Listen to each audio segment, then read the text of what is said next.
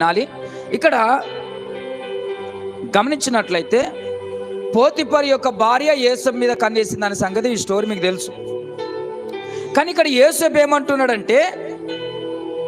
ఏమంటున్నాడంటే అమ్మా, నీవు నా యజమానుని యొక్క భార్యవైనవు కాబట్టి నీ మీద తప్ప నాకు ఇంటంతటి మీద అధికారం ఉంది, కానీ నీ మీద నాకు అధికారం లేదు. నీవు నా యజమానురాలువు, నా యజమాని యొక్క భార్యవు, నా యజమానురాలువు నీవు, కనుక నేను నీ దాసుడను.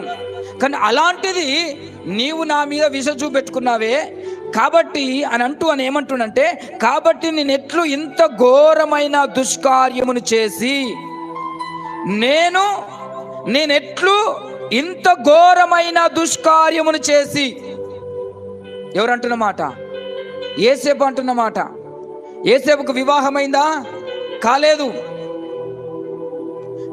కానీ వివాహం కాలేకున్నా ఒక యవన ప్రాయంలో ఏంటంటే ఒక స్త్రీ అతన్ని శోధిస్తుంటే ఆ స్త్రీకి చెప్పినటువంటి మాట ఏందో తెలుసా?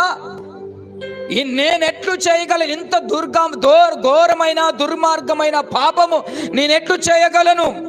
ఇలా చేసి దేవునికి విరోధముగా నేను పాపం కట్టుకుంటానా?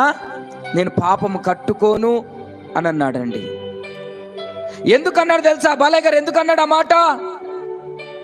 నువ్వు పాపం చేద్దాము అంటున్నావే, కానీ నేను ఎట్లు ఇంత ఘోరమైన పాపం నేను ఎట్లా చేయగలను? నేను చెయ్యలేను, నా వల్ల కాదు. ఇంకోటి, నా దేవునికి విరోధముగా ఇలాంటి పాపం నేను చేయగలనా? నేను పొరపాటున చెయ్యలేను అని అంటున్నాడంటే యేసేపు ఎలాంటి వాడంటే ఒక దైవికమైన జ్ఞానం కలిగిన వాడు. ఆమేన్, హల్లెలూయా.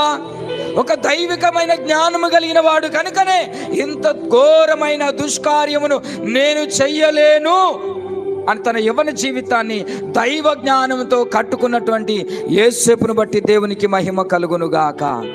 స్తోత్రం చెబుదాం గట్టిగా, హల్లెలూయా.